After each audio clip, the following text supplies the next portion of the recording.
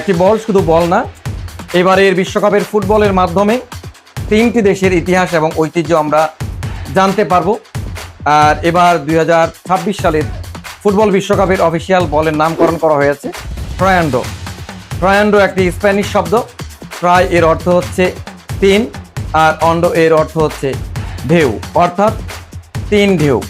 এবারের বিশ্বকাপের আয়োজক 3 দেশ, উত্তর আমেরিকার কানাডা, যুক্তরাষ্ট্র এবং মেক্সিকো। এই 3 দেশের বন্ধুত্ব, ঐক্য এবং ভালোবাসার জন্য 23তম বিশ্বকাপ ফুটবল 2026-এর অফিসিয়াল বলের নামকরণ করা হয়েছে ট্রায়ান্ডো। আর এই বলটিতে স্থান পেয়েছে লাল, নীল এবং সবুজ, এই 3 রং। এই 3 রঙের মাধ্যমে তাদের প্রতীক প্রদর্শিত হবে। আর এই বলটির মাধ্যমেই ইতিহাস রচিত হবে। কেউ কাঁদবে, কেউ বা হাসবে। আপনি কি মনে করেন এবার বিশ্বকাপের জয়ী হবে কোন দেশ?